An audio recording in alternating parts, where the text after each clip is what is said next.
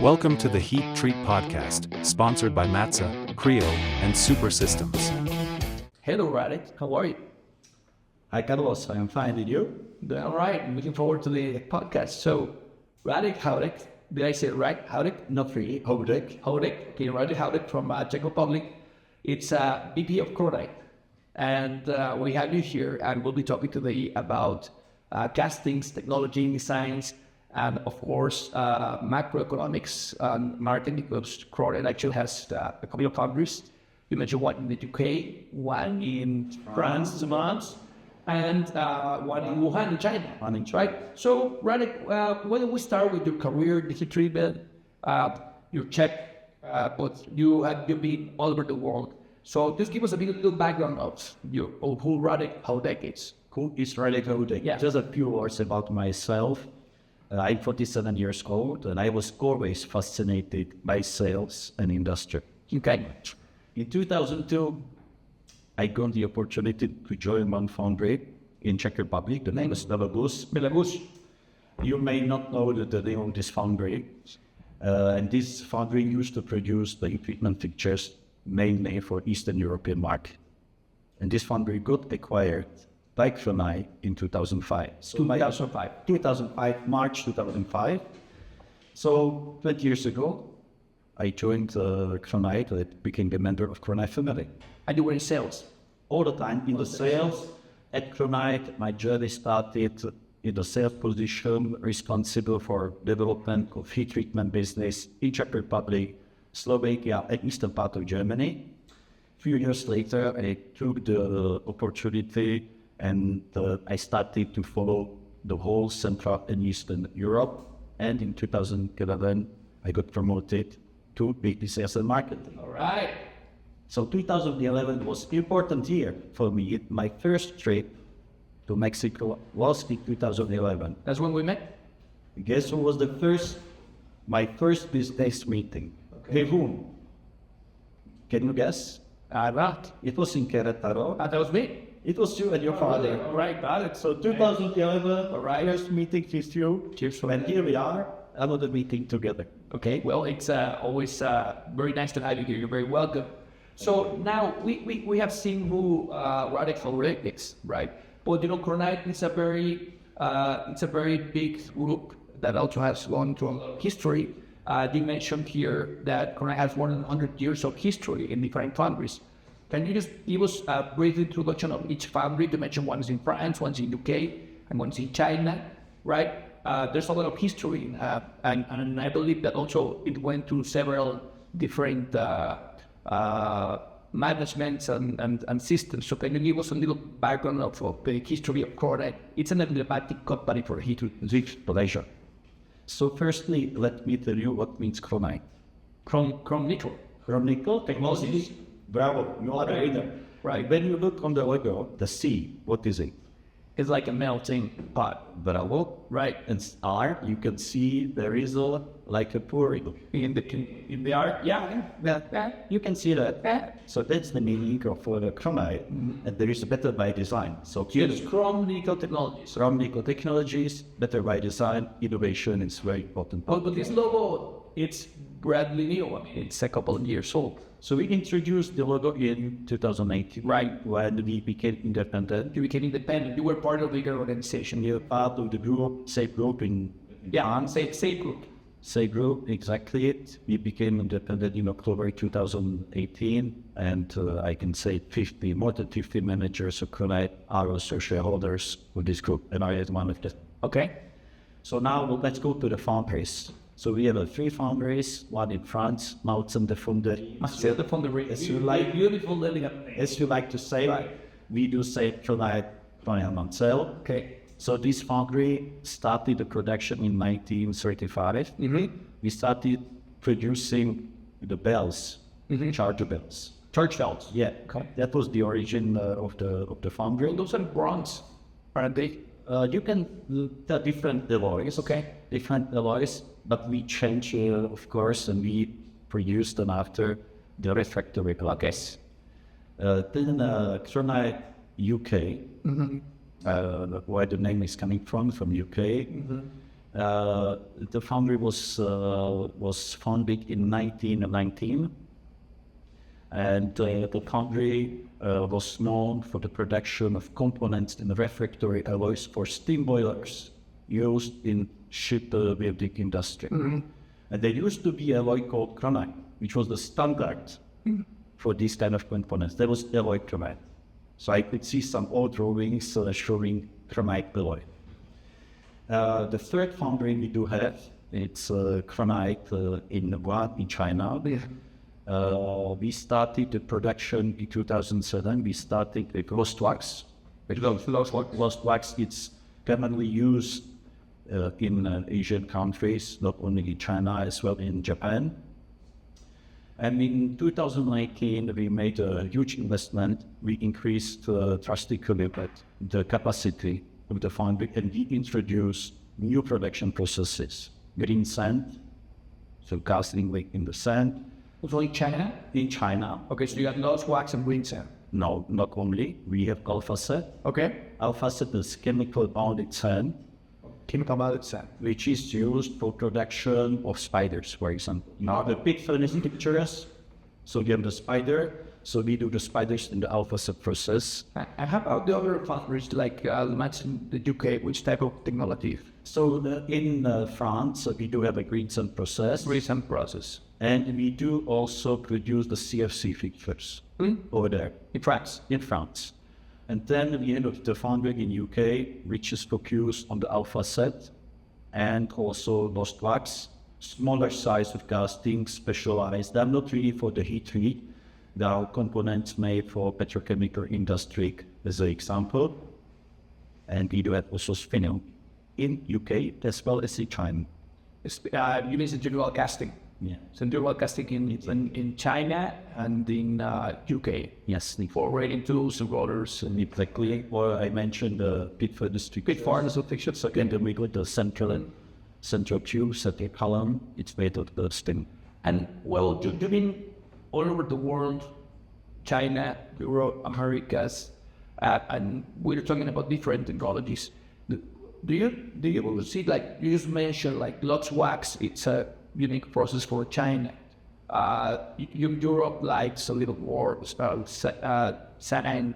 How do you play with the foundries and processes? In your opinion, which suits best for specific treatment depending on the application?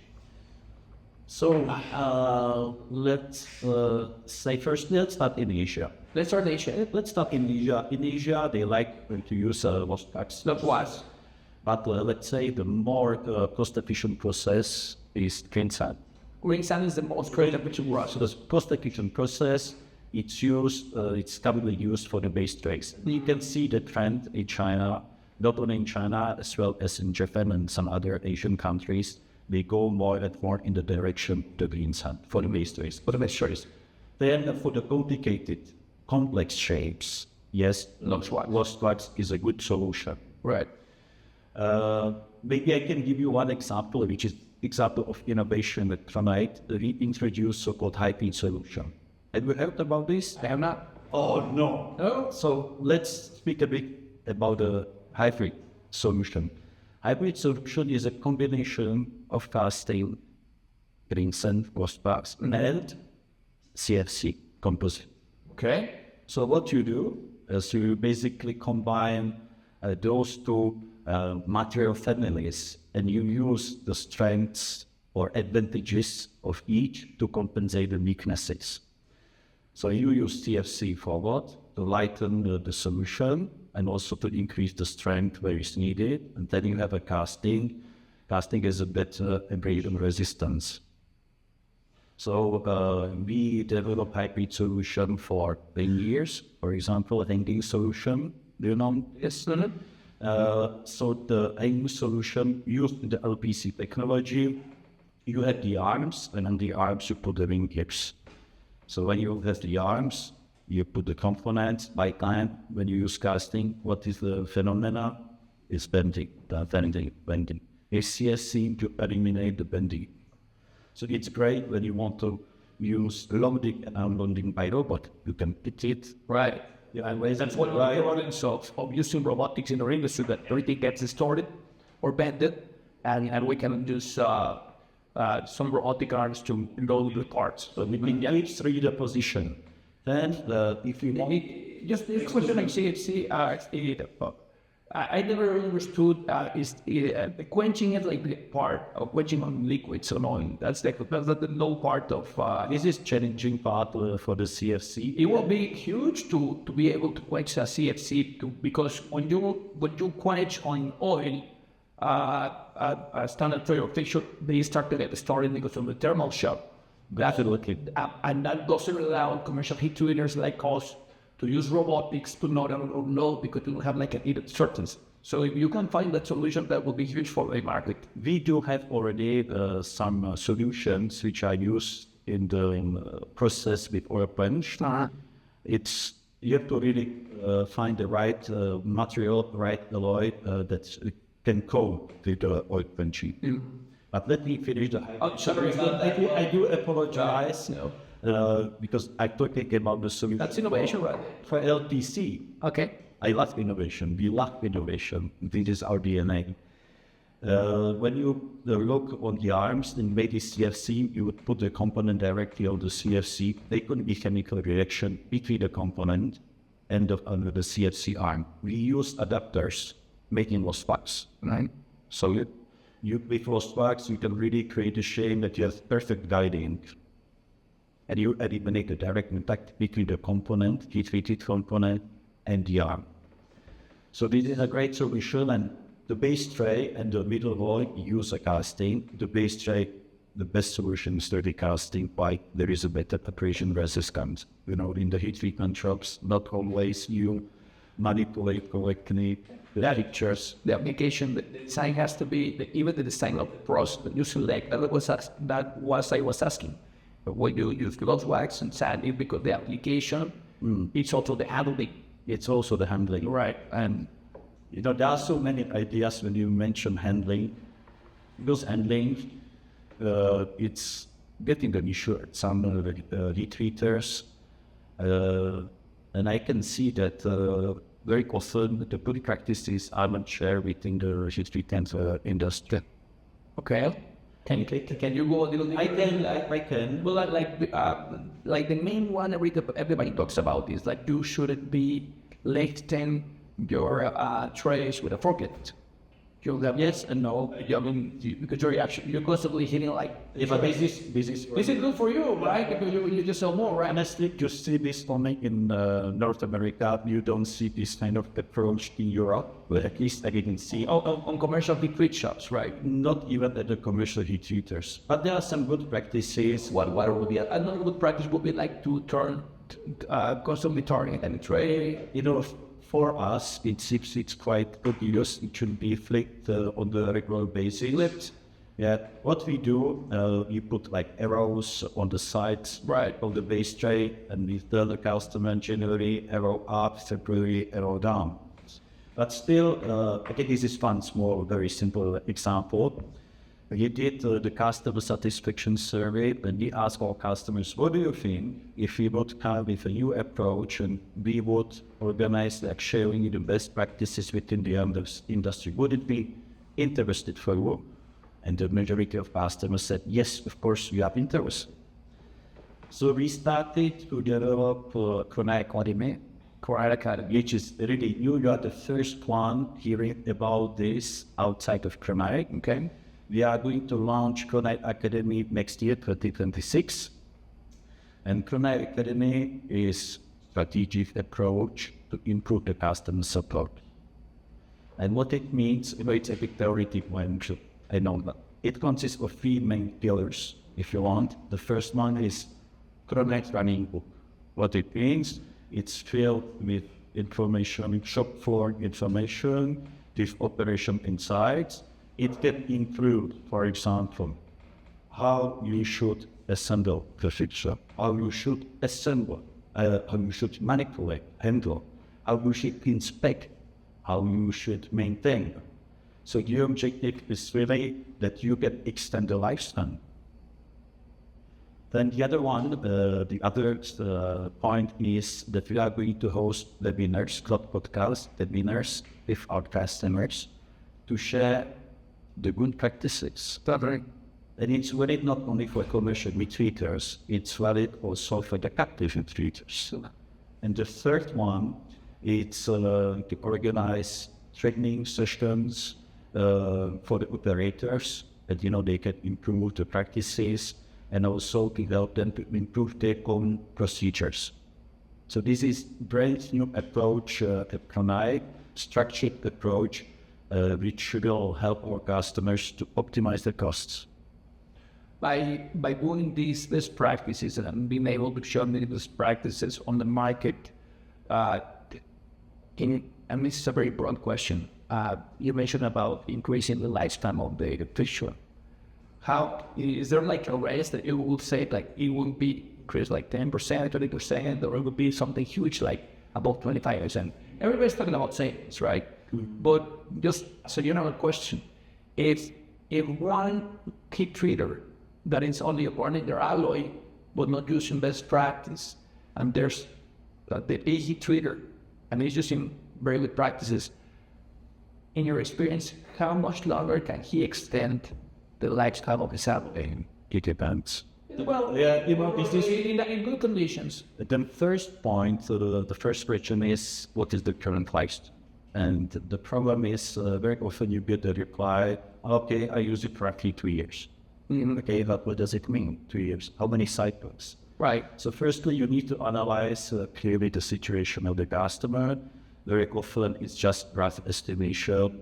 It's very difficult to follow the lifespan of every single component you used in the assembly. Base tray, more or less, but all the other components, like reaching arms, posts. Well, the heavy consumables will be the ones that suffered the most thermal shock will be trash and texture, because they're always heating up, quenching, tempering, washing, and again. But so, improving the lifespan is a continuous process. So you do the changes step by step. I can give you one recent example. We spoke about Austria. So I have one customer in Austria, and the first step was let's increase the capacity. Can you help us to increase the capacity? Maximize the load. Do you want to put more parts? Why? The price per component. Oh yeah, what's that? So goes down. So that was the first step. Second step, let's increase the lifespan. How can you increase the lifespan? You can change the alloy. So you have an alloy X, you change to the new alloy, you make some adjustments.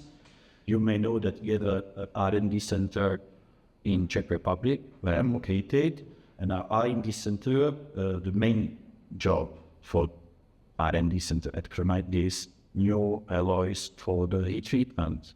Not only, but the main focus is the new alloys for the heat treatment. You can speak about alloys a bit later on.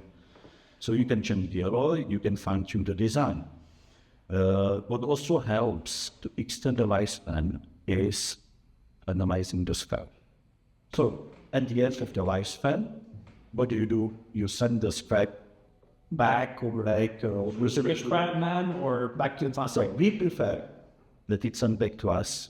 So I invite all the players to the heat treatment to send us the scrap back. Right. Why? It's a great source of information for us. What can you learn? Firstly, you can see the distortion of the products. What it's distorted. Okay. Can you optimize the design? So you're looking for the chemical composition. Not only. You're also looking at the physical changes. So absolutely, part distorted or broke. And when it's broken, can we change? Can we improve the production method in our foundry? I never thought about that. Yeah, but I thought you only wanted the nickel and chrome, right? No. Yes. Of course, it's a well, you're taking a look at how your product behaved. Yeah, so why can we change the alloys? Right. Can we change the method? Shall we change the design? This is a great source of information. Well, where you have to make it more robust. You're looking you're looking for where the product failed at first.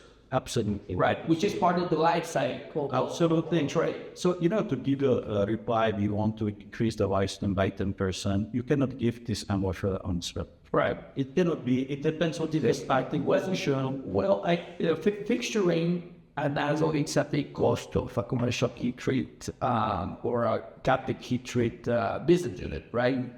But what we as commercial heat treaters need to take a look at is that we want to save money, but sometimes tracking the life of everything also consumes a lot of time and labor from the managers, or maybe we don't have the right guys to manage that, right? So our approach sometimes is like run as much as you can, do the basic stuff, flip it, follow it, right? That's all like good stuff, right? Repair it. I mean, we haven't talked about repairs, but you can have welding some point yet, right? But also knowing that we get back the raw material, let me say, the scrap, right? You can see how to improve the design. This is what we do. This is part of our job. I would say daily job. Look, we buy on the R&D center, right? Or every time of those things. You know what? Okay, you buy 400 tons of used fixtures every year. 400,000 kilograms. Wait a minute, in pounds, 900,000 pounds by itself every year. So you make a selection at the center, to our R&D center, where it's centralized and they investigate all the parameters, design. Okay, chemical composition is one thing, but then you check the behavior of the parts at the end of the lifespan. That is it. And what about the chemical composition? Do the chemical composition changes after being exposed to so much carbon and oil, or it stays pretty much the same? It stays pretty much the same. Yeah. So just carbonized. It is carbonized, but there is a way how to reduce the carbon, of course. So you cannot use the used fixtures once you run in the foundry. So there is a process you need to apply before you use it. So also Pronite is very well known for their better by design. Yeah. Pronite emphasizes a lot about design. What are things important to consider design-wise, and what are the challenges design apart? So maybe a few words about design before I go to technical part. Right. So we have 20 design works. 20 design works focus on the designing the HV fixtures. So they are located in different countries. We have one designer in Mexico. Right. We have designers in France, in England, in France, and also in India. So what is the job of the design team? I already mentioned, optimize the load, the number of components you can heat treat. This is one job. Optimize the load. Optimize the load. Right. Which is what the customer is always talking about, right? Absolutely. Right. How can I optimize my load? Price to peak. This is very important, right, for them. Second point is how can we reduce the weight, right? You have a weight watcher program. I think you don't call this one either, but let me speak about weight watcher. I brought one example with me, okay? You know, the sport arm, very easy, equate digital, the Pronite, bespoke design, right? Do you think you can work on the design, you can improve it? Oh, of course, yeah. Yeah. Sorry, what? Sorry. Well, these are pretty much 3D printed, I guess, right? Yeah, this is just to show you. Right. Sorry, it's not the real casting, it's 3D printed in plastic. Right. Okay, let's say the weight is 2.5 kilograms, pounds, 5 pounds. Yeah, but 5 kilograms, that's okay with you. And we use topology optimization software. You define the parameters you want to keep, what is important on the functionality. And this is the, let's show you here, right?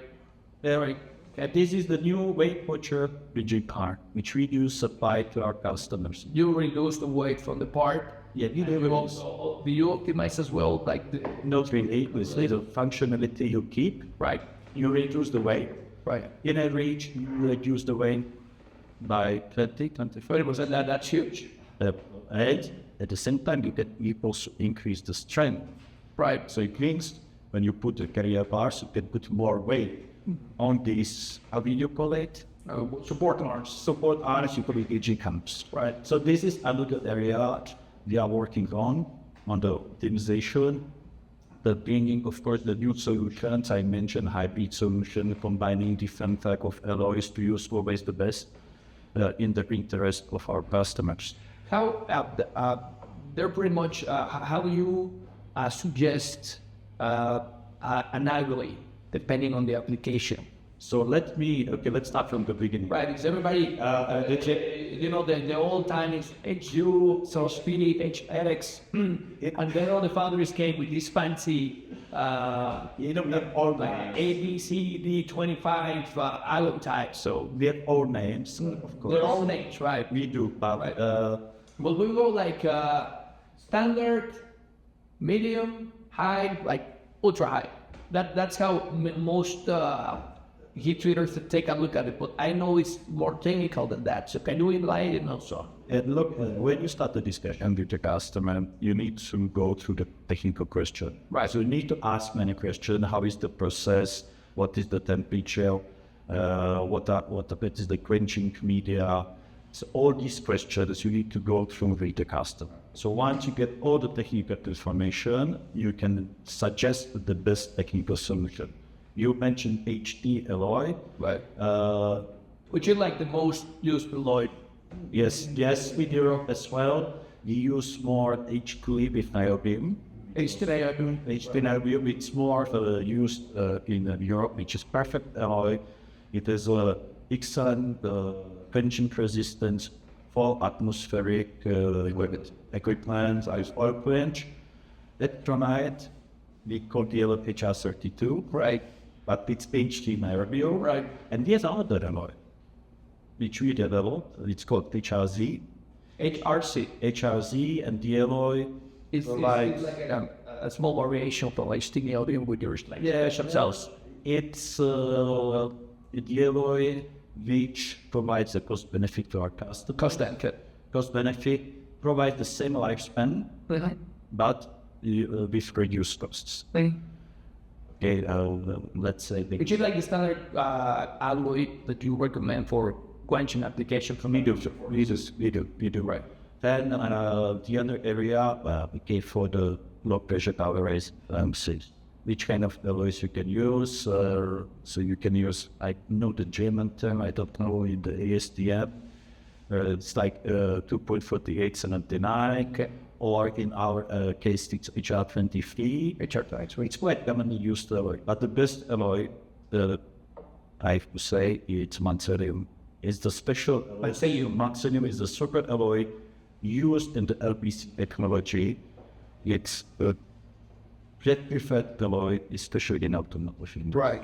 Which level, which percentage of nickel does 75? 75. It's pretty alloy.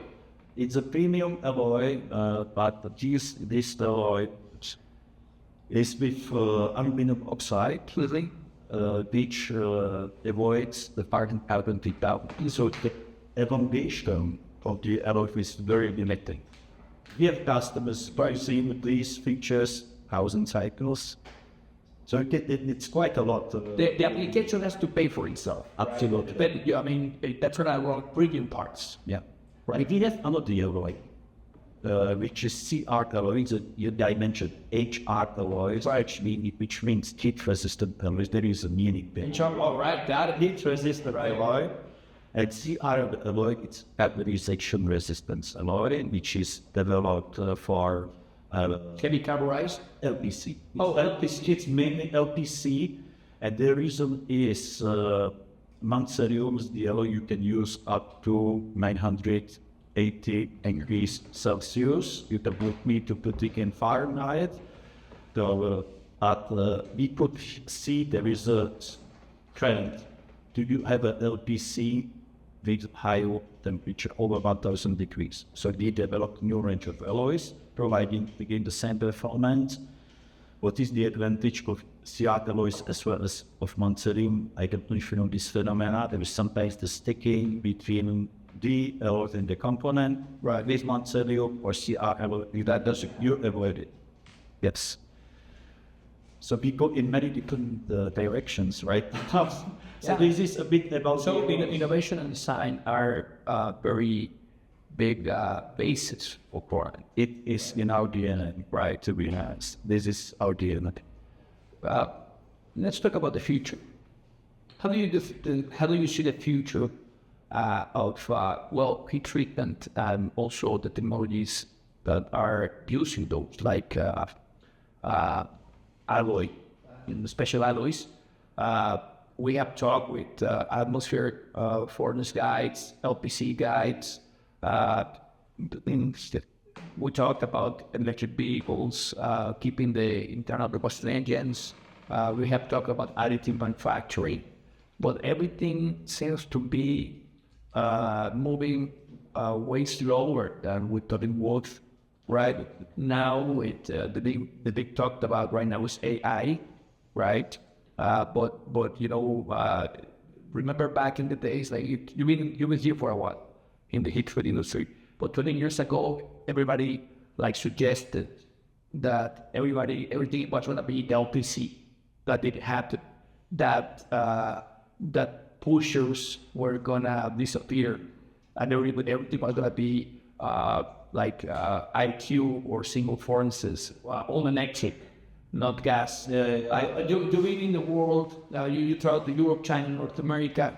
What can you tell us about these trends? Yeah, I do agree with you. There are many new great ideas. Right now it's AI, right? AI, it's a topic for Connect as well. But back maybe 5 years ago, everybody was nuts about additive manufacturing, right? And then 10 years ago was LPC.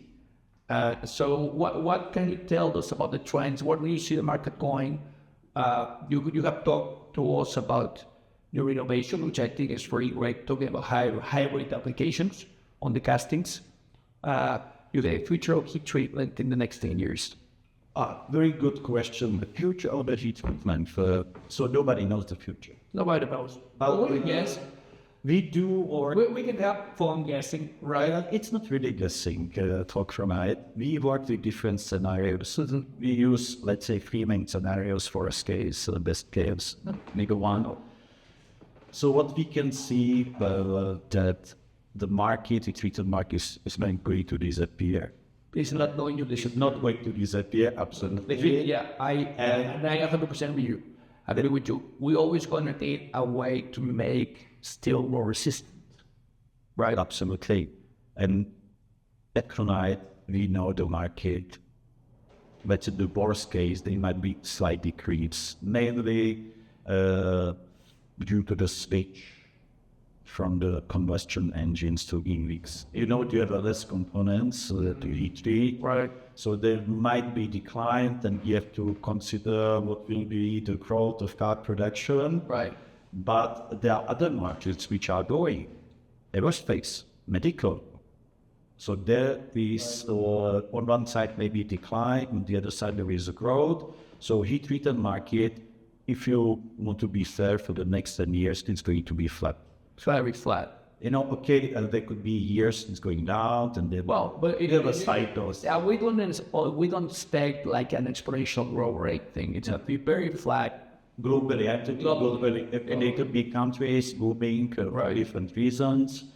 As we can see, for example, in Mexico continues booming, in our case at least.